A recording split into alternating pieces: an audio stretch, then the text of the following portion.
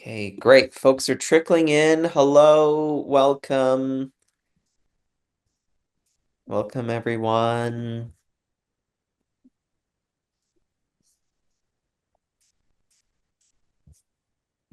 Okay, hi, welcome. My name's Sean Lee, and I'm the Director of Programming here at Tangled Art and Disability, based in Takaranto on Treaty 13 territory. I want to start off with an image description of myself. Someone male presenting. I use he and they pronouns. I'm an East Asian Chinese person with light skin. I'm also visibly disabled, so my back curves, my shoulders are uneven. And if we were meeting in person, you'd probably notice I'm relatively short of stature. I've got dark brown hair. I'm wearing these kind of steampunk glasses. They're like these brown frames with gold rims that kind of float in the center of the frames. I'm wearing a black t-shirt. Actually, the t-shirt says the future is accessible.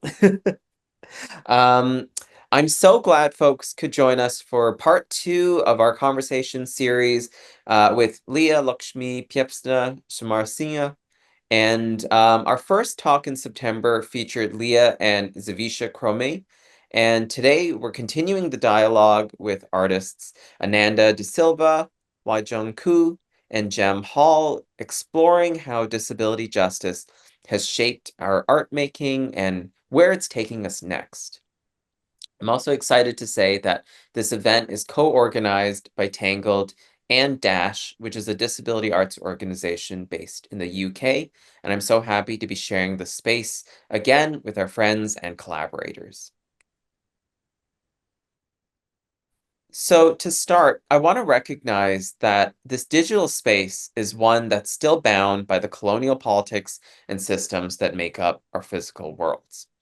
I want to acknowledge that I am on land that has been the home of indigenous peoples and nations long before colonial documentation of time, specifically the Haudenosaunee, the Anishinaabe, the Wendat, and the Mississaugas of the Credit, people who continue to live and work here in Takaranto, or what is colonially known as Toronto. Takaranto, like much indigenous knowledge, transcends simple location. It's an expression of deep relationships with land, water, and life. Takaranto means where there are trees standing in the water in Mohawk, and this land is covered by Treaty 13, signed with the Mississaugas of the Credit, and the Williams Treaties, signed with multiple Mississauga and Chippewa bands. Today, the city that inherits this name is home to a vibrant and diverse urban indigenous community, which includes First Nations, Inuit, and Métis peoples. But we remain critically attentive to the ongoing impacts of settler colonialism, including dispossession, forced displacement, and the enduring legacies of the transatlantic slave trade. Many people living here today arrived through systems of violence and oppression, and we honor the ancestors peoples dispossessed of their lands, and all communities fractured by colonial violence. As arts workers, we're participating in an arts and culture sector that has actively erased, dehumanized, and displaced Indigenous peoples and stories in so-called Canada. Part of working towards the complex concept of decolonization means being accountable to the systematic relationships that we have with one another in the arts and recognizing what power curating stories of our culture and its heritage has. And this is the approach we hope to take with access as well, ensuring the work of access and decolonization remain in deep relation with one another. And we hope everyone participating today recognizes the interconnected ways colonization has impacted disability and recognizes that access is an act of resistance. And so, to talk a little bit more about our access today, I'd like to invite our access doulas, Jack Hawk and Lucy Moundfield. to talk a little bit about our access housekeeping. Jack, would you like to kick us off? I would love to. Hello, everyone. My name is Jack Hawk. If you look at the side, I will say Jack Hawk Access Doula. If you need to find me, I am the outreach coordinator here at Tangled. So, welcome, everyone. Please note you're entering a Zoom webinar, so your camera and microphone will automatically be off during this event. This event is also being recorded. There are closed captions and a live transcript available.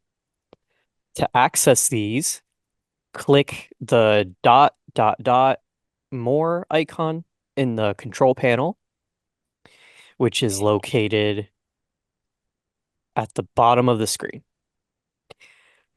From here, you can select closed captions and enable live transcript. We have two wonderful ASL interpreters with us today, Ayoka and Vanessa. You can find the ASL interpreters by locating the same button, the more icon. Oh, our interpreters today are actually Ayoka and Carolyn. Apologies. Um, to find the interpreters, you find the more icon in the control panel at the bottom of your screen. Then click interpretation. Choose ASL interpretation from the options. A pop-up window will open showing the interpreter. If you have any issues accessing the ASL, please do post a message to me, Jack Hawk, in the chat, or if that's not working, the Q&A section, and I'll take care of it for you. So I'm going to pass it on over to the amazing Lucy. Thanks, Jack. As Jack said, my name is Lucy, and I'm a white woman with short, red, what was once curly hair, but has suddenly gone straight. I'm wearing a kind of bluey black knitted jumper with an image of an owl on the front. Excuse me, I'm coughing. Um, I will be sharing the Access support role with Jack today, so you can locate my name. It's Lucy Manfield Dash Access Doula. I am the creative producer at Dash outside of this event. So, alongside the ASL, we have two BSL interpreters with us, Irina Drejček and Ermina St. Catherine. You can find the BSL interpreters by locating the more icon in the control panel at the bottom of your screen.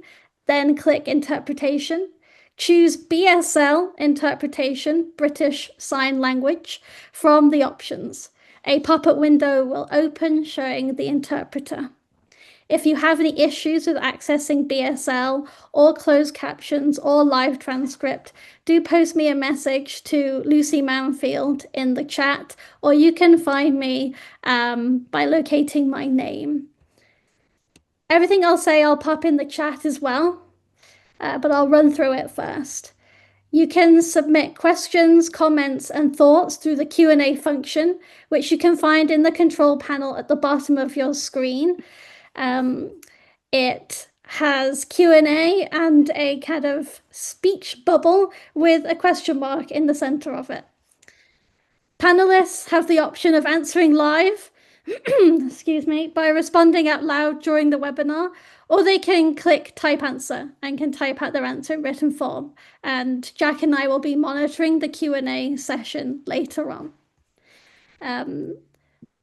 Some kind of event structure for people in Britain. I know that this will be slightly different for those dialing in on kind of Eastern time, but I'll pop that in the chat. But just want to say that the first 5 minutes, we're having this settling in, and then we're in the kind of 10-minute section where we're welcoming Tangled, Dash, doing the land acknowledgement, access and housekeeping.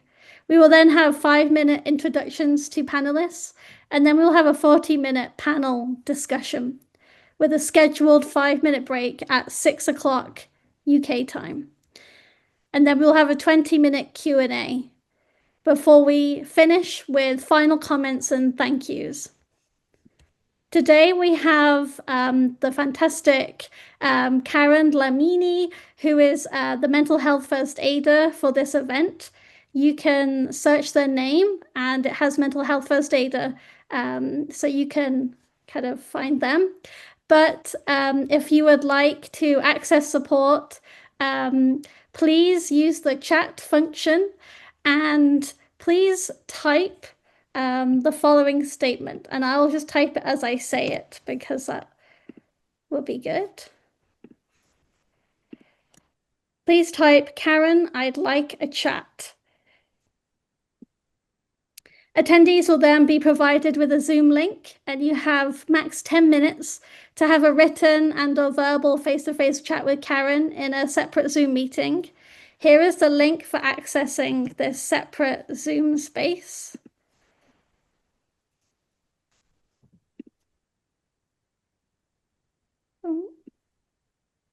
There we go. The waiting room function will be activated for the second Zoom link, so only one person will be admitted at a time. Please note the Zoom chat is only available for attendees to request this mental health support, as we would love you to engage with the event and the wonderful discussion that's going to happen later on. Before I hand over to Heather, I'd like to do a bit of a sense check that will help Karen kind of get a sense of the room, what's going on for people coming into this space. So I will, and I'll post it in the chat. I'll do that, and then I will speak it verbally. So I've posted in the chat, using an emoji function or just one word or a phrase, can you respond to the question if you would like, what weather pattern do you feel like today? For example, my weather pattern is a sun peeking out of a grey sky. So now I'll pass over to Heather, but I'll also post all of the access documentation into the chat. Thank you, Lucy. Thank you, Sean. Thank you, Jack. Hello, everyone.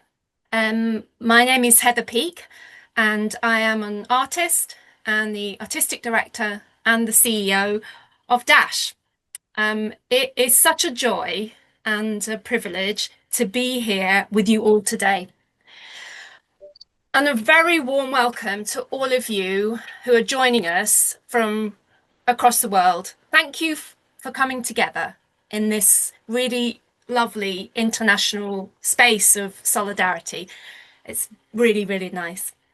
I'll just do a visual description of myself. I'm a white woman with a brown curly bob. It's kind of frizzy now. I've been touching my hair a lot today because I've been doing a lot of work, so it gets bigger as the day goes on. I've got brown glasses and I'm sitting in my studio. It's a little studio and I'm surrounded by my drawings, which is how I do my business planning as an autistic CEO. My pronouns are she, her. I'm also wearing, I'm just going to stand up, a jumper that I've knitted in Dash colours. That's how geeky I am about the work that we do. So for those of you who may not know us, Dash is a disability-led visual arts organisation, and we're based in the UK. We've been around for about 20 years, and in that time, we've worked with disabled and neurodivergent artists, arts workers and audiences to transform the visual arts sector by centering access, creativity and disability justice. We know that the work that we do has never been so urgent. Disabled people in the UK and internationally are facing renewed attacks on our rights and our access to benefits with systems that continue to devalue our lives and our contributions. In this hostile context, art is resistance, art is survival, and art is where we come together to imagine better futures. That's why tonight's conversation matters so much. This panel is part of Dash's international programme, and it is a real honour to be here in partnership with Tangled Art and Disability. Thank you, Tangled, for your generosity and your vision and your tireless commitment to disability, arts and justice. We have loved working with you on this, and we hope it's only the beginning of a warm and fruitful and powerful adventure together. I also want to thank Leah Lakshimi Piepzna-Samarasinha. Leah, your writing has been absolutely key to my own leadership and the transformation of Dash. Your words have helped us to imagine differently, to resist more boldly, and to root our work in disability justice. And it is an honour to host this together, your conversation today, and in celebration of your extraordinary practice and the 30 years of art making being recognised in your exhibition. A special thank you also to our Associate Director, Rachel Fleming-Mulford, who has nurtured and developed this relationship with Tangled, and to the whole Dash team for organising and their care and commitment. It's partnerships like this flourish because of solidarity and wonderful people, and I'm deeply grateful. And thank you so much to the brilliant artists that we're going to listen to, Annanda DeSilva, Joung, and Jem Hall. Thank you so much. Thank you for your creativity, your generosity in sharing your journeys and your visions for the future today. Together, we'll be listening and reflecting on what it has meant to become artists as disability justice was emerging, what it means to make disability justice artwork, and how we imagine the challenges and the radical dreams that lie ahead. So thank you again to everyone today, whether you're local, national, or international. This is a moment of social sculpture. I'd like to puddle with you together, dream together, and go gently, and let's glow. Thank you. Thank you, Heather. This is Sean. And so with that, I'd love to invite Leah up. And before they do, I'm just going to do a quick introduction. Leah Lakshmi Piepzna-Samarasinha is a non-binary femme, disabled writer, and disability and transformative justice cultural worker of Burgher and Tamil, Sri Lankan, Irish, and Ukrainian, Galician, and Roma descent. They're the author or co-editor of 10 books, including The Future is Disabled, Prophecies, Love Notes, and Morning Songs, Beyond Survival, Stories and Strategies from the Transformative Justice Movement, co-edited with Alerhis Dixon, Tongue Breaker and Care Work, Dreaming Disability Justice, Annanda and John Cordova Award winner, 5-time Publishing Triangle shortlister, and longtime disabled QT BIPOC spacemaker. They're currently building Living Altars, a cultural space by and for disabled QT BIPOC writers, and the Stacey Park Milburn Liberation Arts Residency, the only writers' residency by and for disabled QT BIPOC writers. Their 5th book of poetry, The Way Disabled People Love Each Other, is forthcoming in spring 2026. Very excited for that. Raised in Worcester, Massachusetts, with roots in Toronto, Seattle, and Oakland, they currently live in Lenapehoking or Philadelphia. And I'm going to add Leah here, and we are going to take a background. Hi. Hi.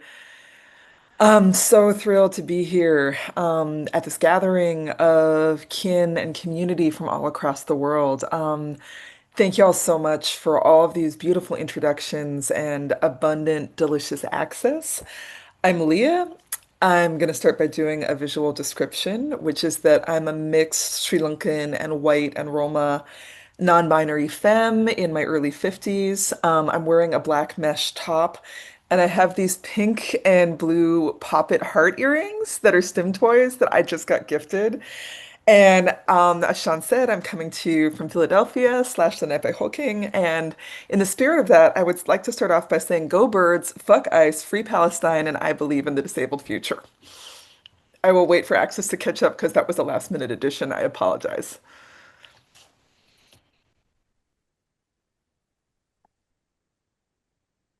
So, as Sean said, the first panel in this series of panels for this show was myself and Savisha talking about how we were friends doing art as disability justice artists in the 90s and 2000s before disability justice was a word or a platform, and then how we're doing the work now. So it's kind of the back in the day panel, and time is very fluid and flexible. So this is kind of the like now and in the future panel, but it's also the back in the day panel. Um, but my goal with all of these panels was that, as part of the show, one of the core pieces of work of it is that I'm really interested in being able to map disability justice art and life pathways and histories, because so much of the time we're barely surviving. We don't get a chance to be like, how have we been envisioning and doing disability justice art and culture and politics and just life, right?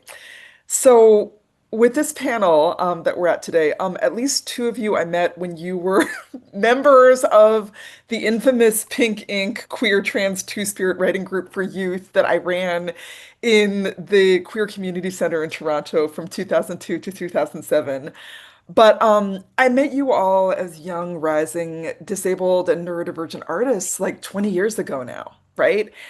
And when I think back to that time, I think about how the different ways we were all living chronically ill, disabled, neurodivergent lives as racialized and Roma people back then, but without necessarily language or community frameworks that we would have now about it, right? But we came together in that disabled space.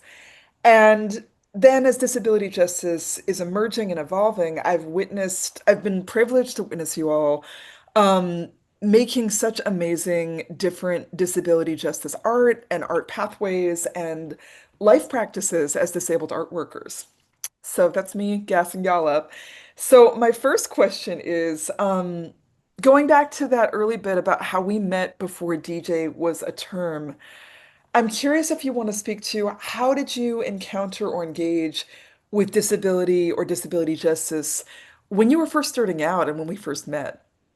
And I can just invite whoever is called to speak first to share their words, or if you want me to be a bossy boss, I can pick somebody. Ananda, I see your mouth. My mouth, yes. Are you Oh, wait, gonna I have to read your bios? bios. I'm sorry. Yeah, Shit, hold on. Thank you. Let me find it on the very long. Okay, yes, I'm gonna read bios now. Hold on. Is page that what you're 17. about? That's what you're about to say, right? Yes. Okay, great. Sorry about that. Yes, let me find it. Okay, so the three amazing, brilliant human beings who are joining us. First up is Annanda DeSilva, she, they, who is a mixed race, chronically ill queer artist, born and raised in Toronto, steeped for 40 years in the city that shaped her. Ananda is now making art and building relationships with people and land in a small town in Mi'kma'ki, Nova Scotia. Their practice includes community skill sharing, quote unquote trash repurposing, and improvised adapted techniques in painting, fiber arts, poetry, and collage. Jem Hall is a community-based mixed media artist with a focus on illustration, film, costume design, makeup art, textiles, writing, harp, ritual, and working with plants as a means of survival and language for existing between many worlds and ways of being. They are also deeply engaged in non-institutional care work, including one-on-one and group peer support, tarot reading, assistance for queer and trans artists and writers living with disabilities, abuse survivor safety protocols, death and grief work, as well as cultural support in the Roma, Gypsy, and Traveler community. Finally, Joung is an interdisciplinary artist and arts worker based in Toronto. Their body of work includes mosaic, public art, performance, composition, video, and installation. YJ has exhibited, produced, commissioned work, and gained recognition as an independent mosaic artist within the Toronto disability arts sector. They have been a performing member of Raw Taiko since 2019 and a core staff member as of 2023. Prior to that, they worked for nearly a decade with Redefine Arts in the realms of community engaged art, permanent public art, large scale mosaic production, digital storytelling, and more. And I will, if someone could pop their website into the chat, that would be great. Thank you all for this brilliance. And Ananda, thank you for using your mouth to be like, wait, you have to introduce us, bitch. I was like, I know I'm forgetting something because I'm neurodivergent. Um, Having said that, in terms of addressing that first question about like how did you come into being the disabled arts creators you are as emerging disabled arts creators when DJ was not here yet or brand new? How'd you do it? What are you thinking about it? Who wants to go first?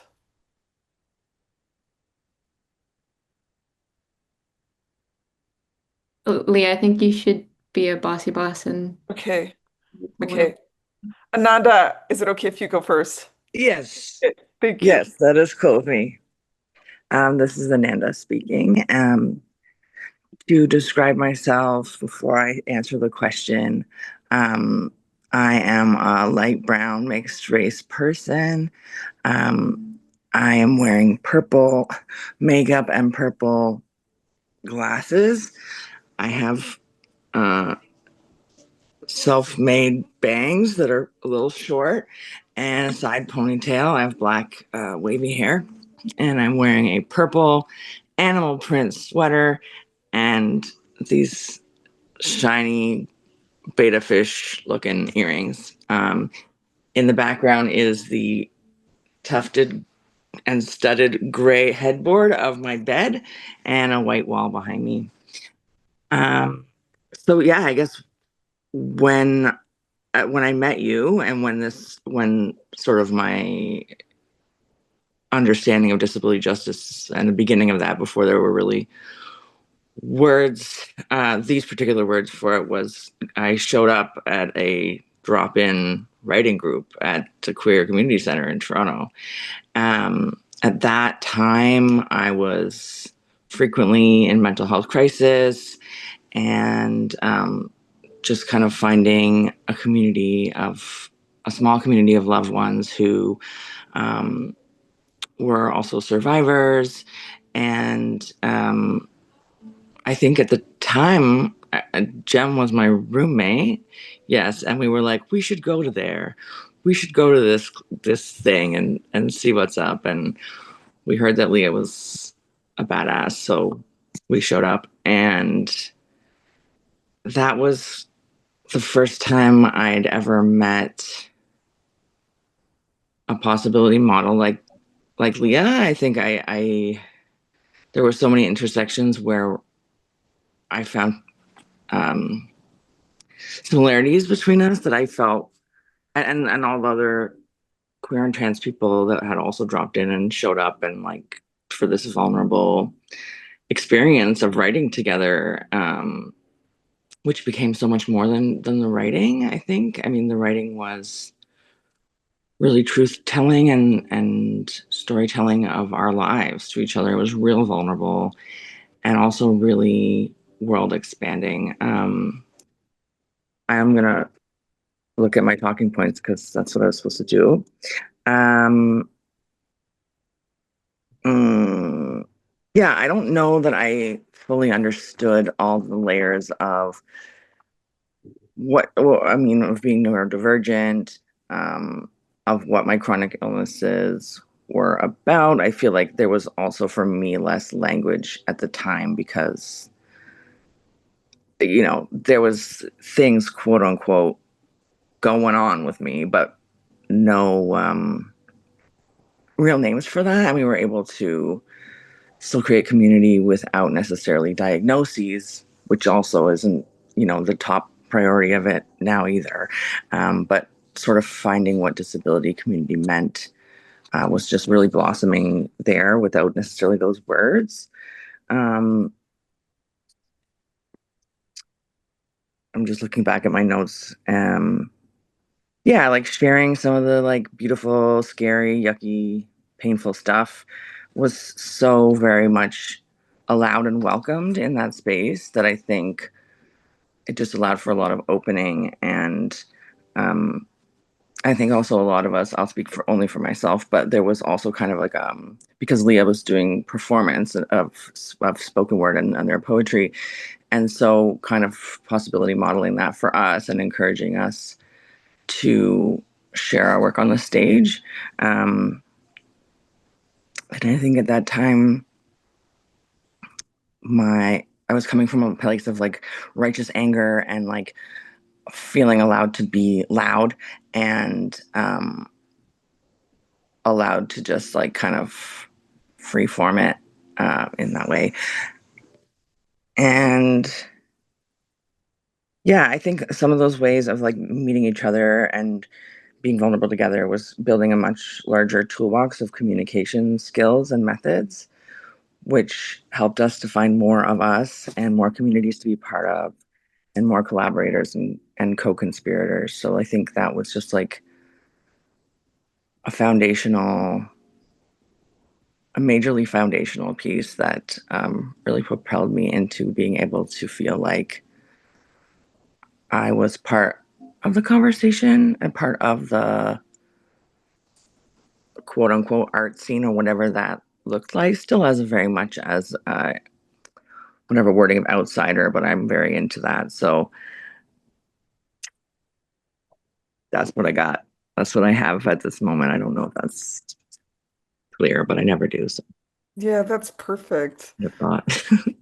Um, I can point at somebody or YJ or Jim if one of you feels really called to respond next, please jump in. I feel called. Um, yeah, I it's really lovely thinking back to that time, despite how difficult our lives were. Um, I for me, it was just I lucked into it. It feels like it was a mix of luck and intuition, like gravitating towards friends like Annanda. And honestly, in the beginning, I was in it for the hummus and the bus tickets. I remember being like 16 and I was just leaving home. And I think that it was around 2002 when I first went to Pink Ink. And I was a drop-in connoisseur. So I was like, where are the bus tickets and where is the hummus? um, and then I ended up at this amazing place which was Pink Ink.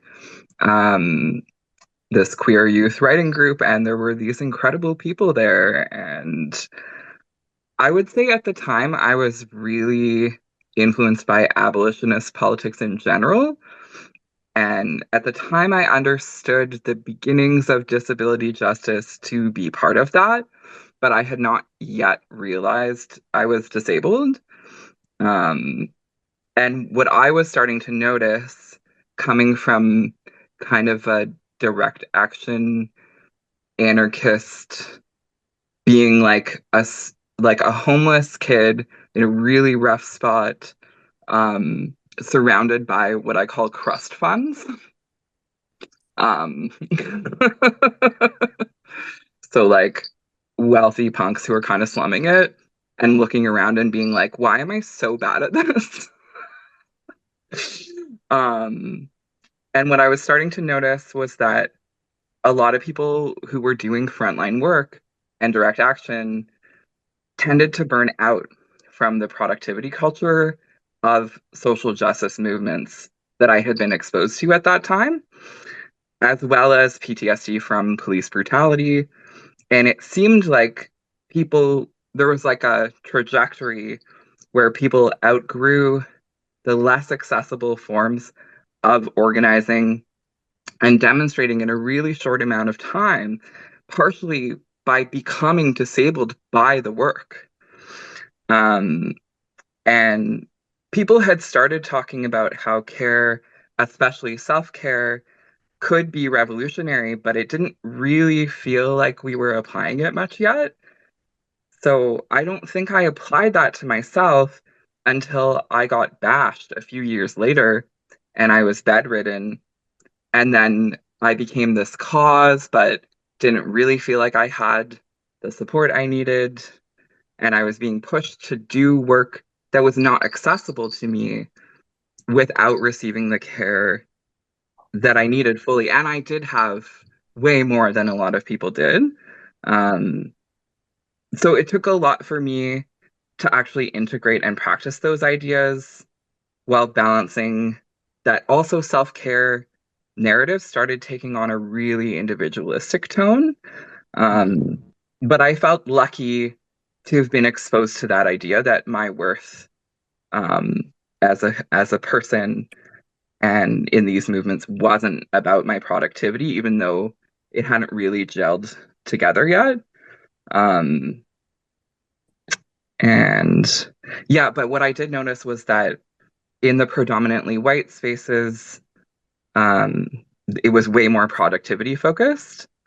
And then that was less of a thing in more BIPOC centric worlds. And I kind of floated between those worlds and didn't really yet understand how to locate myself being like mixed but light skinned and and also having a lot of trauma around my identity around like understanding being Romani.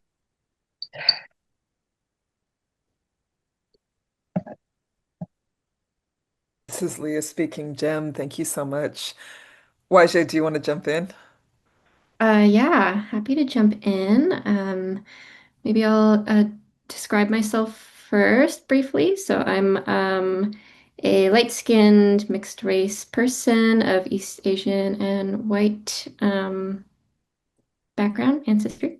I have dark brown hair that's tied up in a pretty neat bun. I have a lip ring and a gold chain around my neck. I'm wearing wireframe glasses that are kind of aviator style. I'm told they look fashionable. These are my fashion glasses.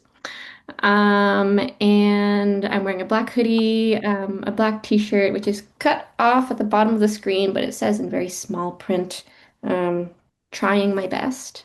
And my background's a bit messy, just in my office, with some posters and plants and lamps and various miscellaneous junk. And my head is often tilted slightly to the right to compensate for vision loss. Um, so yeah, my entry to disability justice, using that explicit language, was also through Leah's work when I was a very young person. Um, I first met Leah. I was trying to sort of trace back my history. I met Leah for the very first time at this like camp called Project Acorn. They're yeah, they're now called Camp Ten Oaks. Um, and Project Acorn was a can't remember how long it was, if it was a weekend or a week or something, but like a stay away camp for queer youth, I think 16 to 24 or something. And then there's like, can't remember what we called them, not counselors, but sort of mentors who are 25 and up. So it was this like very queer intergenerational space. And my first time really being in like super queer just in queer community in general. Um, and I was maybe 18. And Leah attended as the like special guest keynote. And I don't even remember what you spoke about because I was super anxious. Because I'd been like nominated as the camper to give the end of camp like camper speech, which I also don't remember. I think I like had a little like pom-pom puppet that I made that was like a little caterpillar puppet, and I sort of spoke to everyone through that puppet. And looking back now, I'm like, oh yeah, autism. Um, and yeah, a couple months after that, I moved to Toronto. Um, and that move and that big change really, I think, for me coincided with like chronic illness, like manifesting itself in big ways in my life. Um, and somehow I stumbled upon Leah's books. Can't remember how. Um, and um, and then shortly after that, well, I had moved to Toronto to go to university, and then I did that for like one semester, and then I was like, this is not working for me, so I dropped out, um, and then was sort of searching for like what to do with my life, especially like and also like navigating a lot of illness and healthcare and all of that. Kind of a bit of a like tornado period of life for me. Um, and what does my note say? Oh yeah, shortly after I got involved with the very first iteration of Crip Interiors, which I don't know if Crip Interiors is still happening. It was I'd say like disability arts installation um, exhibit that happened a handful of times. And I was involved with it sort of when it was still an incubator project with Project Creative Users, which is now Creative Connector. Um, and that experience, yeah, that was my very first experience being in space, like really like making art and being like, oh, am I an artist? And I'm like being recognized, I guess, as an artist, and making crip art, um, and really building very intentional community with other disabled folks. Um, and and then some more stuff happened in life, and then I lived with Annanda, which is I think I knew that Annanda and Jem lived together. I knew that you were like in community together, but I must have forgotten that you lived together. So it's like it's the passing of Annanda roommate. Um, and obviously my kinship with Annanda is like also very, very central to like disability justice and sort of family building and like relationship building, kinship building for me. And building like an access of understanding of access intimacy, which is something that Ananda texted me like a couple days ago, and I was like, oh yeah, that is like so central to my experience also. And then I guess the last thing I'll say is that after working with Project Creative Users, I also started working with Redefine Arts, who at the time were Red Dress Productions.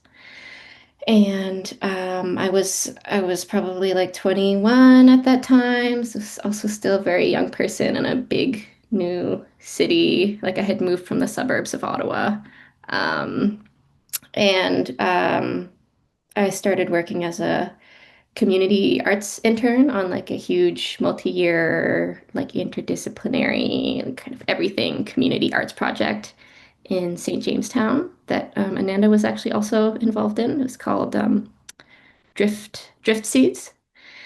And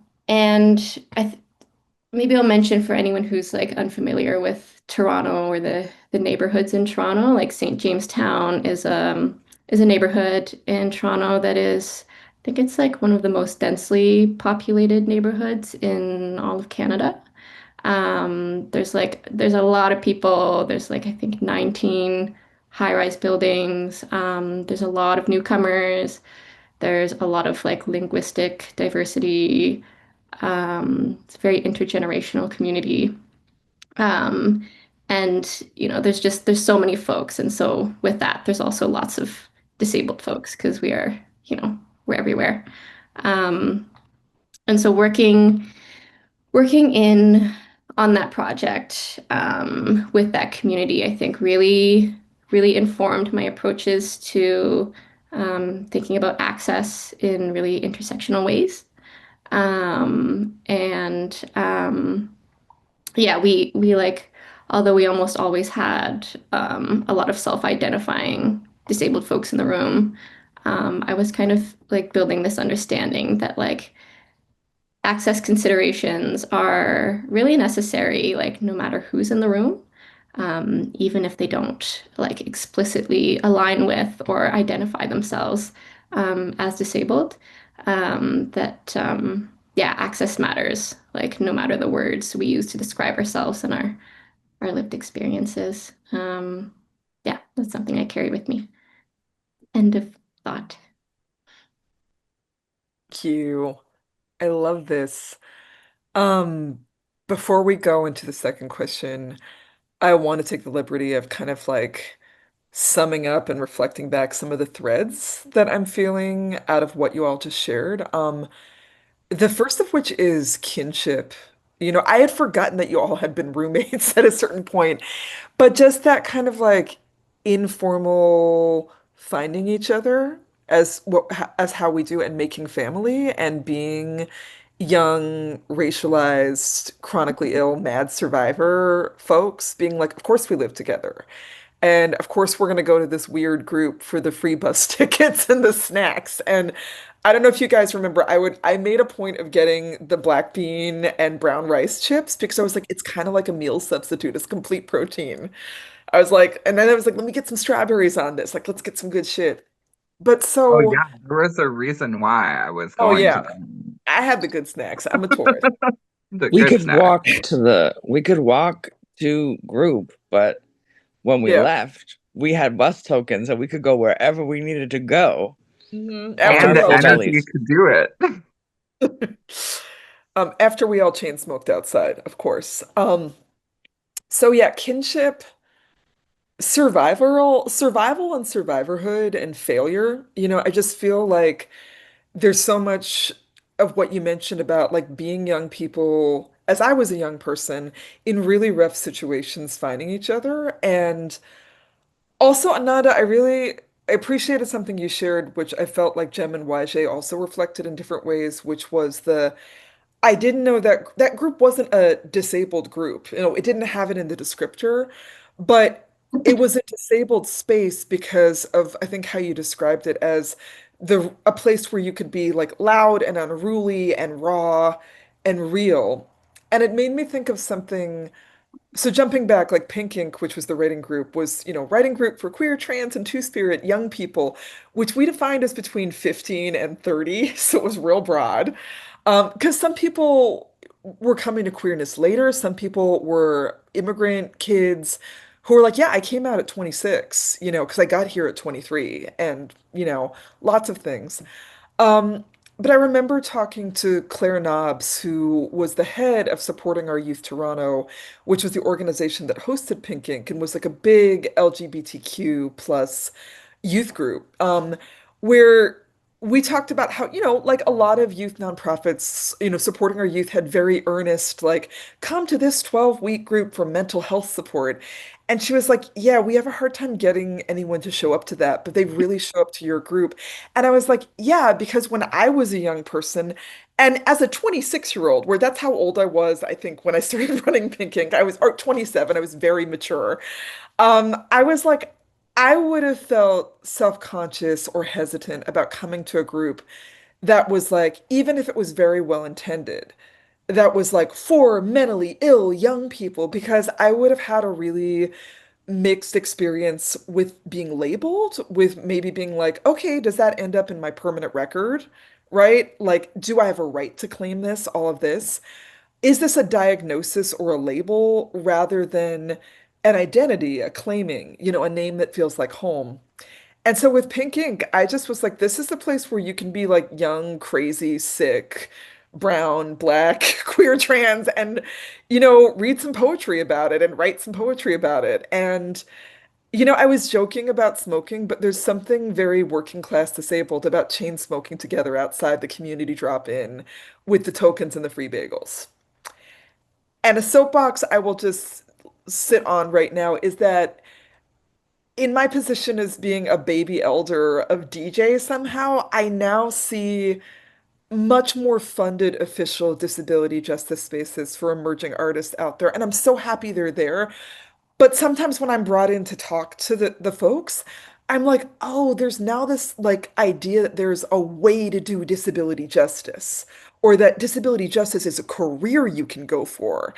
And sometimes people will be like, you have a career. Tell us how you do this career pathway. And I was like, it's not something I went to school for. It was out of being a dropout and a fuck up and a very sick, crazy person with other sick, crazy people who are poor, right? It's not like you do these three things, you'll get it. It's really on accident. Um, so I guess I just wanted to say there's something about escaping labeling and diagnosis that's a means of control, but finding each other as young, mad, autistic, disabled folks without words that I'm feeling was really freeing in the space we created. And yeah, I had a panic attack every time I did any of the things I met you in, so I'm glad it worked. I was like, I don't know what I'm doing.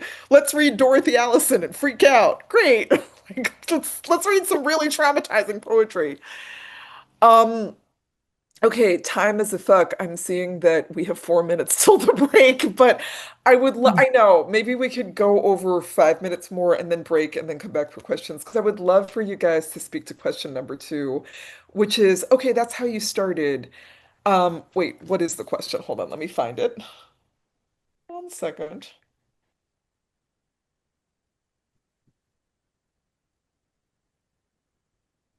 Oh.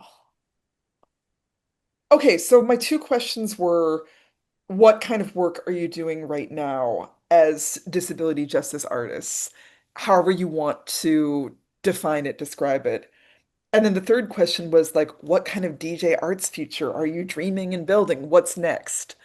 Um, so maybe let's start with like, okay, that was you then. What are you doing now? And I don't mean just like read the CV. I also mean like, yeah, I throw up a lot and I'm doing this. And it's not what people necessarily expect, just whatever way you want to answer the question. And I, once again, can be the bossy boss and pick somebody, or if someone feels moved to just jump in and be like, here's how it is. Let's go for it.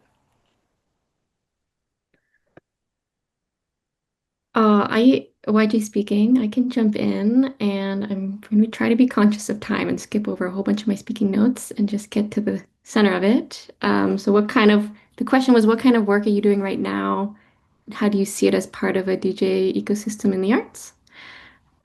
So for many years, I worked, as I said, with Redefine Arts in Toronto and rural Ontario, across a bunch of different disciplines, um, and also sort of simultaneously on my own independent arts practice. Um, and but in 2023, I was sort of feeling called to hone in my time and energy on taiko. And I want to give a sort of description of taiko for those who are unfamiliar. Taiko means drum in Japanese. And what I do, what mostly like if you see taiko out in the world these days, is called kumidaiko, which means um, ensemble taiko. So refers to a form of ensemble drumming, so drumming together with people. And it came about after World War II, using these large drums to create contemporary music and performance. And I think the context feels really important to give.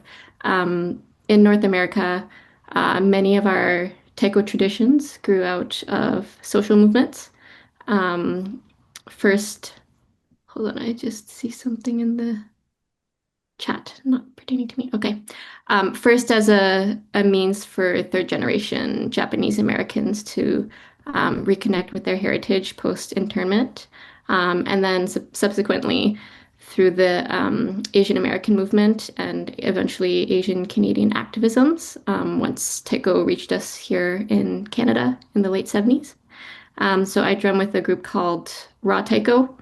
Um, we were established in 1998 as Reaching Asian Women Taiko Drummers, and today we're an ensemble of East and Southeast Asian women and gender nonconforming people who play taiko as creative resistance for social change. And when I was thinking about this question, I've been really kind of trying to bridge like my like what I feel is like my DJ life and like my sort of visual arts practice and disability arts community with Taiko, which is kind of my entire life now. And I think that's something that I'm like there's definite links and obviously it all makes sense and I'm still sort of trying to articulate it. But really kind of centrally is that like Ra has been using performance and like arts activism for decades to take up space and offer something really visceral to um, our audiences and communities to connect with people's feelings of belonging, rage, and empowerment. And I think what I've landed on is that, like, I think these are all definitely all things that we really need in disability justice. And also, like, as disabled people, these are things that we need um, to feel into and to have opportunities to live into for, like, our, to survive and also to thrive and have these, like, have the lives that we were meant to have. Um, yeah, I will end my thought there. I have so many more things to say about Tycho, but time is a thing. It's more than a construct. Time is a real thing. End of thought. Thank you.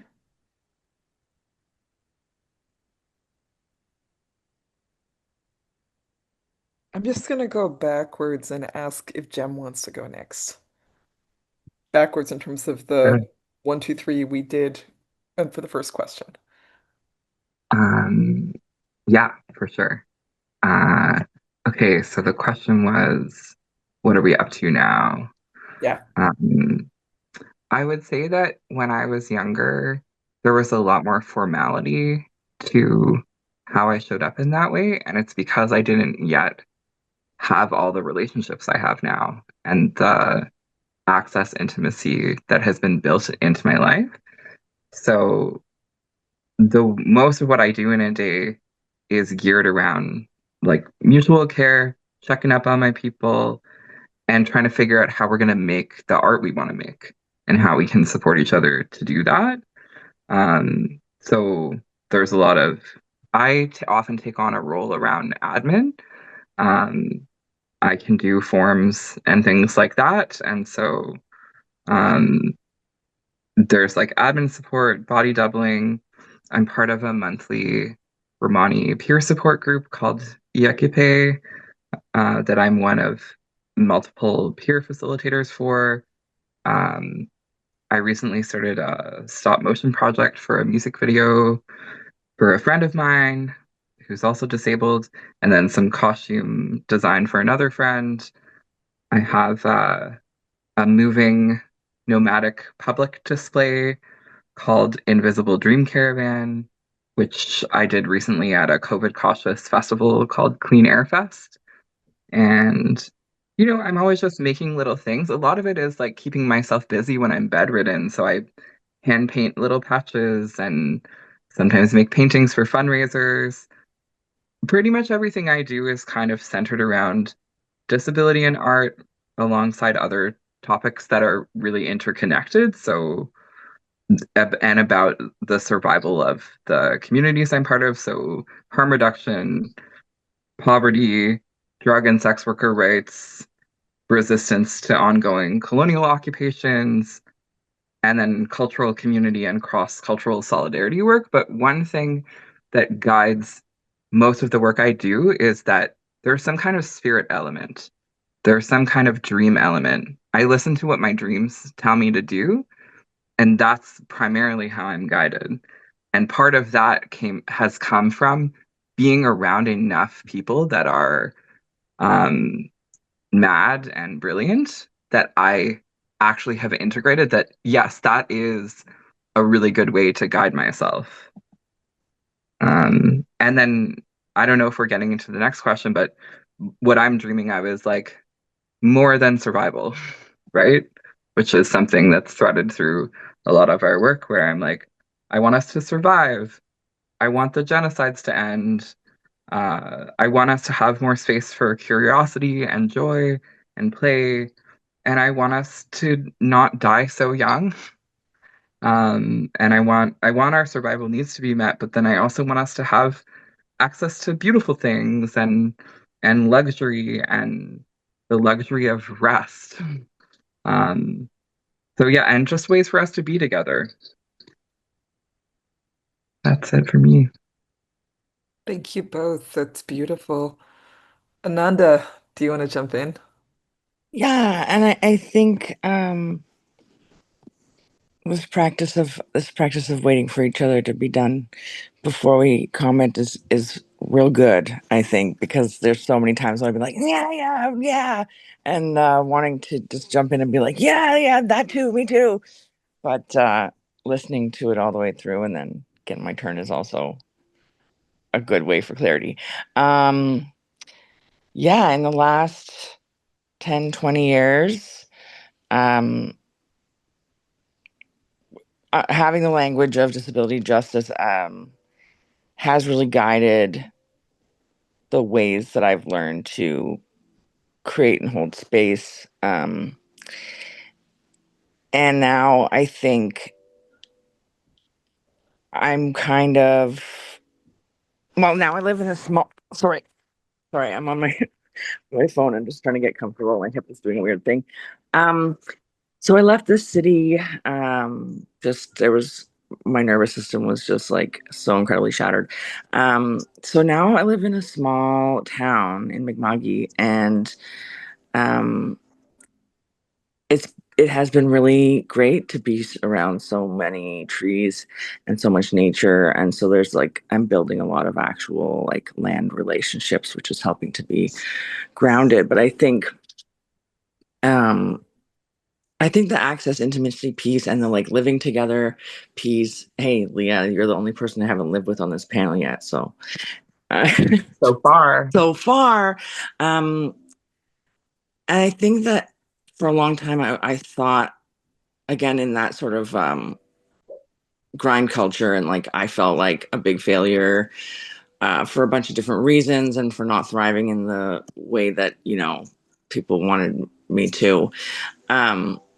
But I've learned so much. Like my brain chemistry completely changed when I changed my meds like 10 years ago. And so like writing was different and kind of just like finding ways through the like building new brain paths. Um, and I've met so many people and started to build and access intimacy with them as well. And I think for a long time I thought that it meant that I had to go to um, everything to do with disability justice and get really overwhelmed and not know people there and not know um, what how to be with people I didn't know. And I think the like getting into the juiciness of the lives of the people that are closest to us and um, the disability justice that's being built there around like really getting to know each other and what our individual needs are and how we can show up for those things feels so much um, more doable and more like more aligned with what I feel I can kind of do. So I think now just by being a visible person in such a small place, I think just doing things the way that I do them, which is considering access as integral to how we do the things and hearing, oh, I'd like to come to this event, or like we held a queer karaoke, queerioke, and talking to people long ahead of the event, and people being like, oh, I'd love to do that, but I don't want to be visibly perceived. And I'm like, that's cool. I'll build something on the stage where you can hide behind it completely and have a seat if you want, if you still really want to sing. And people being like, okay, all right, I'll do that. Or like just listening to what things create barriers for people and just being like, well, what if we created this? And if you don't want to sing in the end, that's cool because someone else might want this thing. I don't know if I'm making sense, but I think that possibility models that are also kin, and I kind of learned how to be a possibility model in a way from Leah being a possibility model, not to make you feel all weird, but um yeah, I think where am I going with that?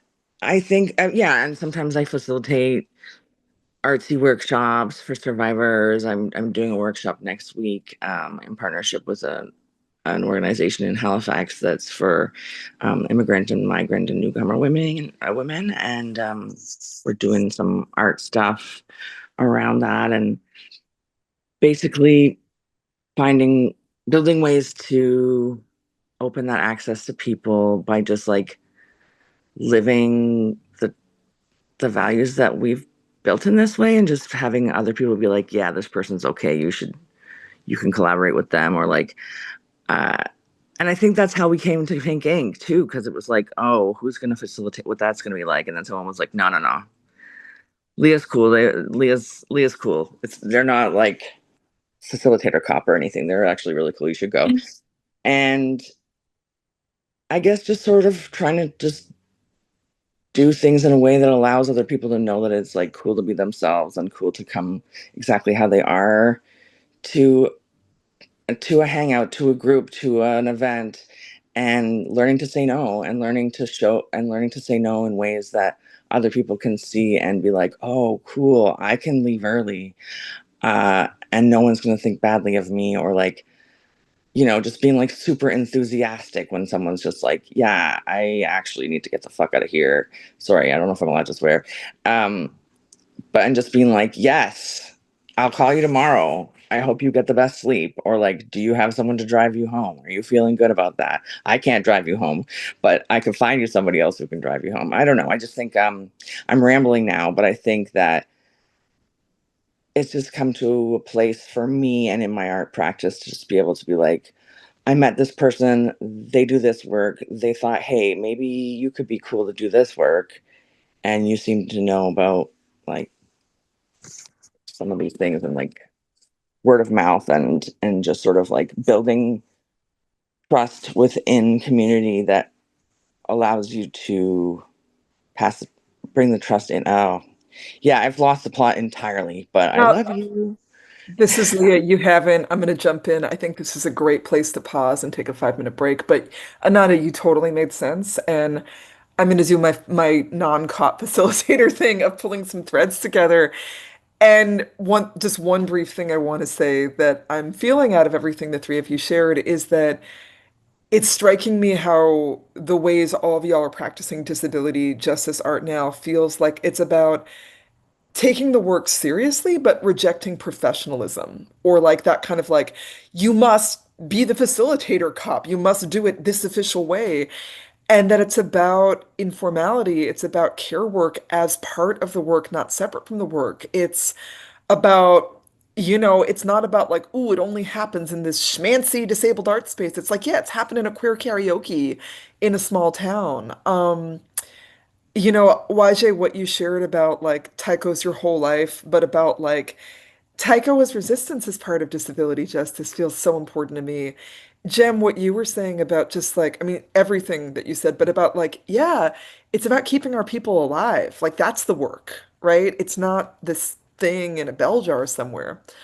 Um, and I will also just say, I was going to save it for the end, but I'm going to say it now because some people might not come back after the break. I really appreciate everything you shared about, hey, Leah, you were a possibility model. I'm really witnessing how all of y'all were possibility models when we met, and that you definitely are possibility models now to all the people that you are in kinship with and that you are meeting and who are being brought into DJ who, whether it's a word or whether it's just a way of being, in ways that are huge gifts, where they're like, oh, I get to just be me, and that's not wrong. So thank you for that. On that note, it's 14 minutes past the hour where I am. Let's take a 5 minute break. So come back at 19 minutes past. And then we will have, I'm sorry, 11 minutes for questions, but time is a myth and a reality. So everyone, please feel free to enjoy this pause, and we'll be back in 5 minutes.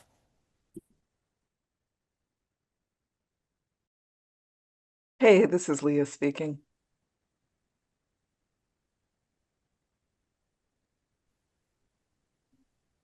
We're at 19 minutes past, so I think it's time for us to return from break.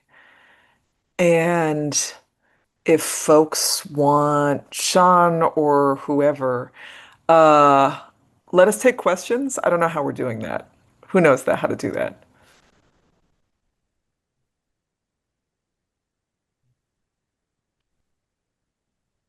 Hi, everyone. So we have a question in the chat at this point, and for any panelists, sorry, for any attendees who would like to ask a question, please feel free to use the Q&A function that's at the bottom of the kind of menu bar.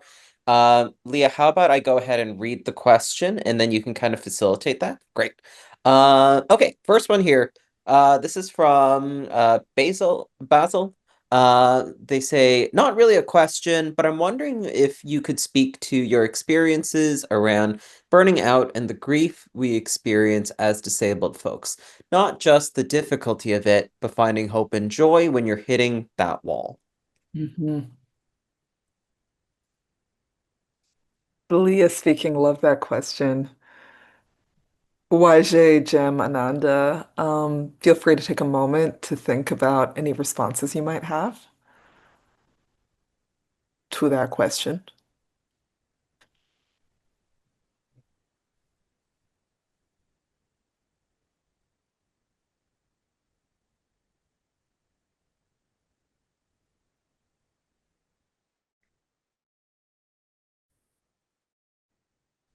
And feel free to jump in or your hand or something you want me or what. YJ speaking. Happy to jump in. But I don't have that much. Yeah, most of the question, you just like a big like. It's like the grief is so big, you know?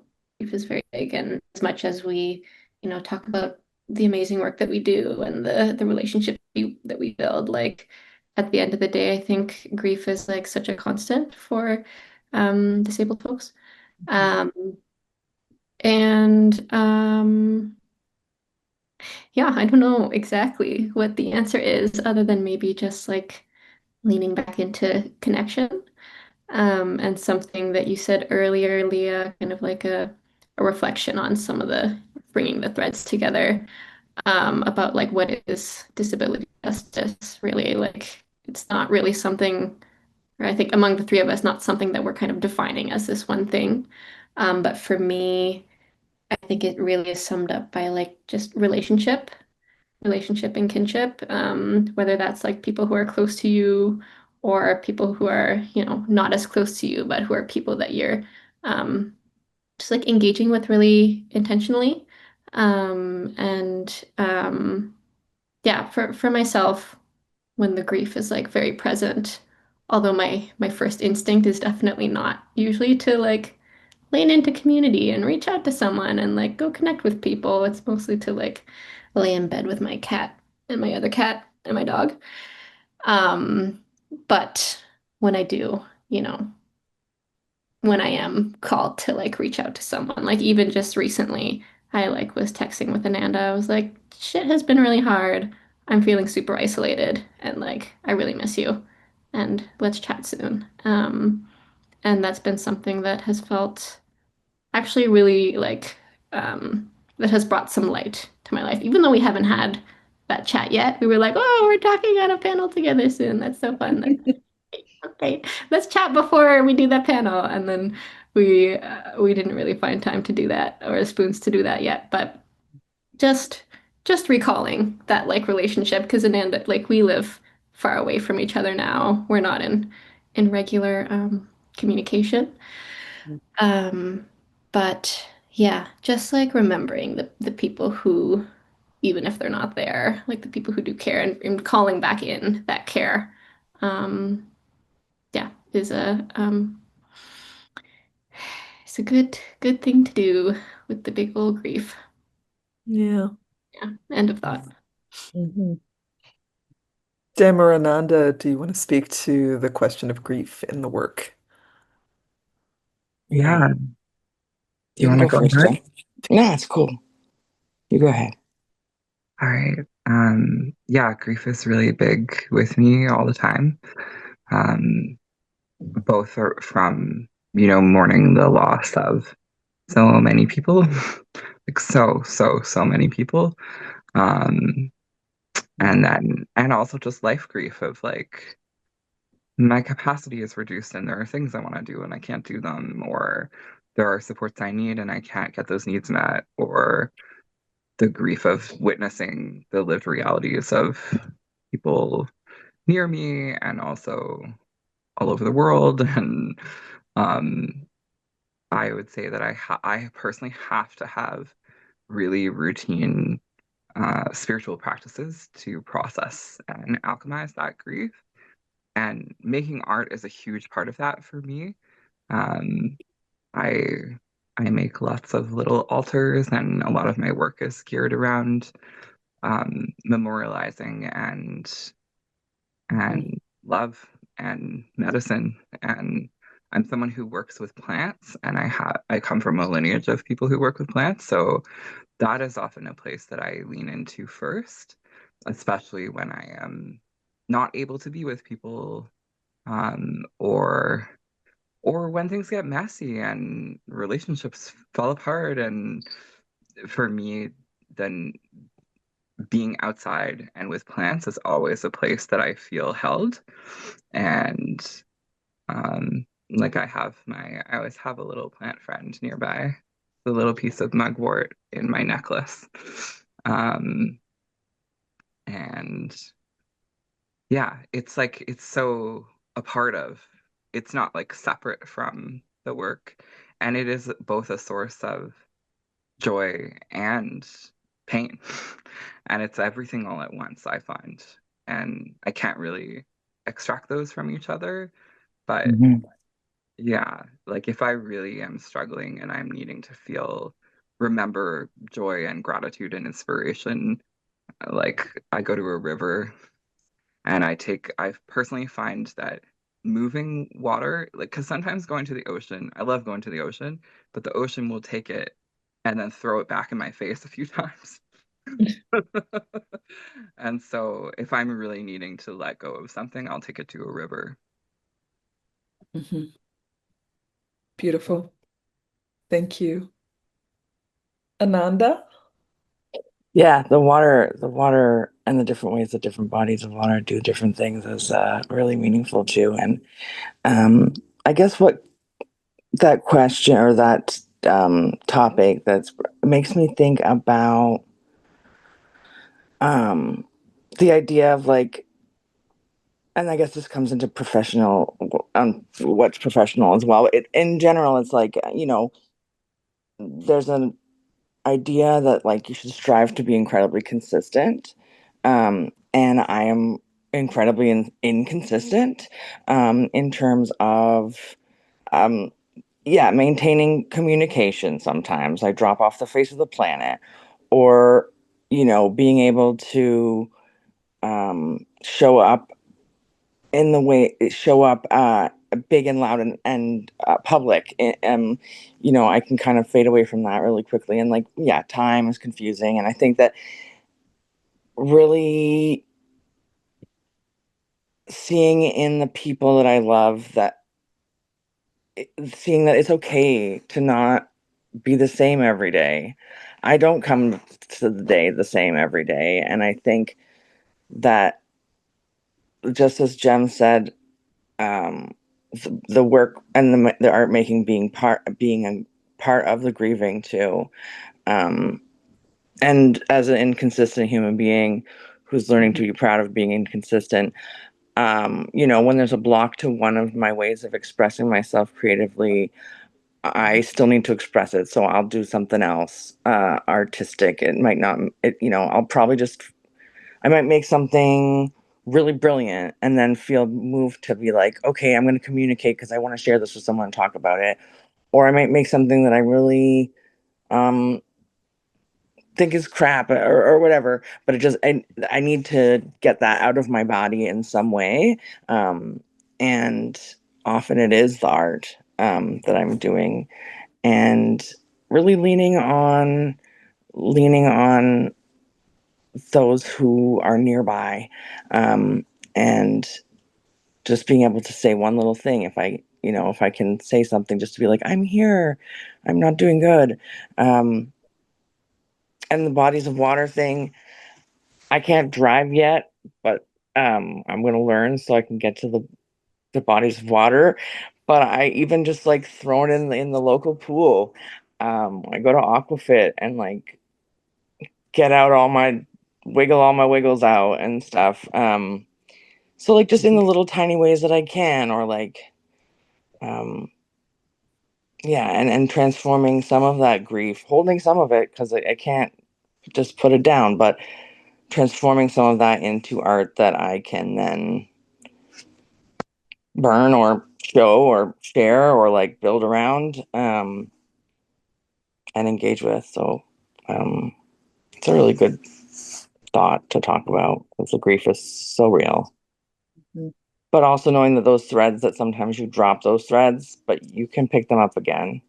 Mhm. Um, if you can find them, you can pick them up again. I mean, one of the reasons I like painting with acrylic paint is like, if I didn't like what it looked like and it's dry, I can come back and just paint over the whole thing. Or like, I haven't talked to some loved ones in a long time, but the understanding that we can come back and check in and see how things are going and like pick those threads back up again, like the threads are there. So, um, yeah, end of loopy thought. Yeah. Love the loopy thought. Um, I love all this. I love the idea of art that you can get rid of or burn, which also feels like it both really being of use and rejecting the official abled art world idea of you make a masterpiece and it stays forever. And yeah, I'm going to abuse my facilitator privilege for a second and talk about my work for a second. And I'm going to stick in chat the links to different ways that folks can view This Body Keeps Me Up at Night, which is the show this talk is coming out of virtually. And you can get ASL, other forms of access with it. It's free. This is up just for another couple weeks till October 31st. So please book and see it. But one of the pieces that's I think maybe my favorite piece in the show is the disabled grief portal altar installation that I made. That was one of my ways of addressing just the heavy, heavy, heavy weight of my own and collective loss and grief of so many loved ones over the last 5 years. And just it's an altar I built, but it also contains artwork by different disabled artists, including Jen White Johnston's beautiful collage portraits of disabled lost loved ones. And it being up the show, it's only the second time it's been installed, but my intention in creating it was to create an accessible collective place for disabled folks to come together and use art and spirituality to be able to hold and transform our grief and to be able to honor us, right? And at the opening, it was really powerful. I mean, there's the formal title, but people just started calling it the grief room for shorthand. Like, oh, have you been in the grief room? And there was this, I mean, many beautiful moments, but there was one where it was like 6 or 7 almost all South Asian queer disabled folks from back in the day together in the room, in candlelight, just sitting with these names and these images of loved ones that we've lost and being together. And there's so much joy and healing in that because so much of, to me, what's hard about grief is when I've been forced to hold it alone and in isolation because of ableism, because of the refusal of people to mask or inaccessible spaces, etc. And I was sharing something the other day where, I mean, some people might have heard the kind of old chestnut of, oh, your grief doesn't get smaller, but you get bigger. And I'm like, yeah, I kind of love that. I kind of hate it. And I was telling someone, I was like, I feel like when a disabled loved one dies, it's like a big tree falls over, and you can't just replace it with any old tree.